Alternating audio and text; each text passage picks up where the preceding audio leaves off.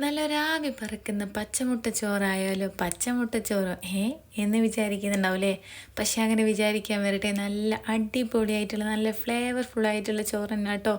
നല്ല ടേസ്റ്റായിട്ട് കഴിക്കാൻ ഞാൻ ഒരു ഹിന്ദി ചാനലിൽ കണ്ടതാണ്. പക്ഷേ എങ്കിൽ സംഭവം ഒരു കില്ലാടി തന്നെ സൂപ്പറാണ്.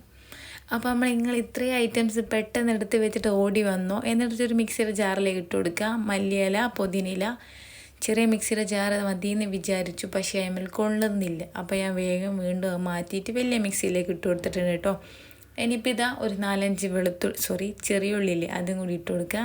പിന്നെ ഇഞ്ചി, വെളുത്തുള്ളി, കുറച്ച് കറിവേപ്പില, പച്ചമുളക് ഇതെല്ലാം ഇട്ട് കൊടുക്കുക. കറിവേപ്പില എൻ്റെ കയ്യിലില്ലാത്ത കൊണ്ട് ഇട്ടിക്കില്ല, എന്നാലും കുഴപ്പമില്ല. കറിവേപ്പില ഇല്ലെങ്കിൽ ടേസ്റ്റിനൊന്നും ഒരു കോംപ്രമൈസും ഇല്ല കേട്ടോ.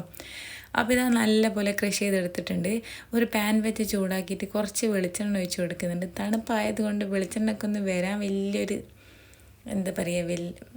വലിയൊരു വരാൻ ഇഷ്ടമില്ല. അപ്പോൾ അതാ വെളിച്ചെണ്ണ എല്ലാം ഇട്ട് കൊടുത്തിട്ടുണ്ട്. ഇനിയിപ്പോൾ നമ്മൾ നേരത്തെ മിക്സില്ലേ അത് ഇതിലേക്ക് ഇട്ടിട്ട് നല്ലപോലെ പച്ചമണമൊക്കെ മാറിയ ശേഷം മഞ്ഞൾപ്പൊടിയും ഗരം മസാലയും കുറച്ച് ഉപ്പും കൂടി ഇട്ട് കൊടുക്കുന്നുണ്ട്.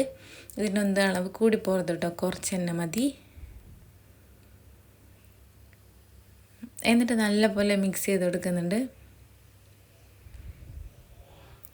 പിന്നെ എന്താ വേണ്ടത്, പിന്നെ ഒന്നുമില്ല, നമ്മളെ മെയിൻ ഐറ്റമായ മുട്ടയില്ലേ അതെടുക്കാൻ ഞാനിപ്പോൾ ഒരു 3 മുട്ട എടുത്തിട്ടുണ്ട്.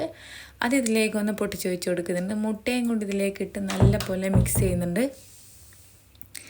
എന്നിട്ട് നല്ലപോലെ മിക്സായിട്ട് ഈ ഒരു പരുവയില്ല അതുപോലെ ഒന്ന് സ്ക്രാമ്പിൾ ചെയ്തെടുക്കുക. നിങ്ങളെടുത്ത് ഏത് വൈറ്റ് റൈസ് ആണോ ഉള്ളൂ അതെടുക്കുക. ഞാനിപ്പോൾ മട്ടയരില്ല അതാട്ടോ എടുത്തത്. ബിരിയാണി, നെയ്ച്ചോറ് വെച്ച് നിങ്ങൾക്ക് ഏത് വൈറ്റ് റൈസ് വേണമെങ്കിലും എടുക്കാം കേട്ടോ, കുഴപ്പമൊന്നുമില്ല. എന്നിട്ട് ആ ചോറും കൂടി ഇതിലേക്ക് ഇട്ട് നല്ലപോലെ മിക്സ് ചെയ്ത് കൊടുക്കുന്നുണ്ട്.